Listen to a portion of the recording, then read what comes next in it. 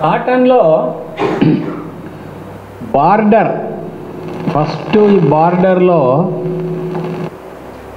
3 వరుసలు లేదా 4 వరుసలు జొన్న ప్లస్ సజ్జ వేసుకోవాలి.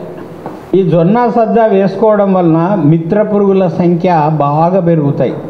మిత్ర పురుగులు అంటే అక్షంతల పురుగులు, అల్లిక రెక్కల పురుగులు, అంటే పేనుబంకను తినేటువంటి పురుగులు, మనకు పంటను నష్టం చేసేటువంటి పురుగులను తినే పురుగులు ఈ బార్డర్ పంట మీద వస్తాయి.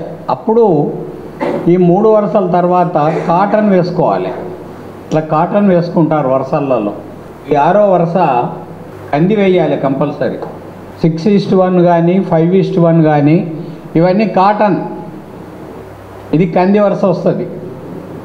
ఇట్లా ప్రతి 6 వరుసలకు 5 వరుసలకు ఒకసారి కంది వేసుకోవాలి. ఇప్పుడు ఈ పత్తికి మధ్యలో 3 అడుగులు పెడతారు, కొందరు 3.5 అడుగులు పెడతారు. సో దీంట్లో అంతరసేద్యం చేస్తారు, గుంటకలు తోలుతారు.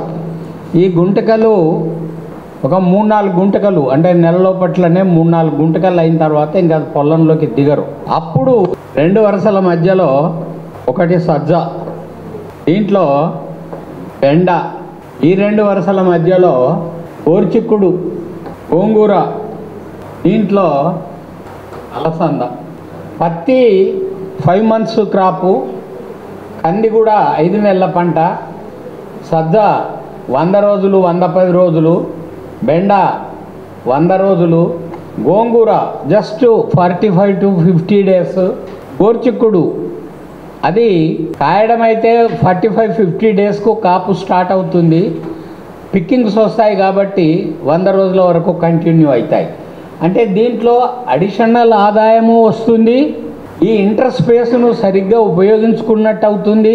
అండ్ పత్తి మీద వచ్చేటువంటి చీడపీడలు అసలు టోటల్గా రాకుండా కంట్రోల్ అయిపోతాయి.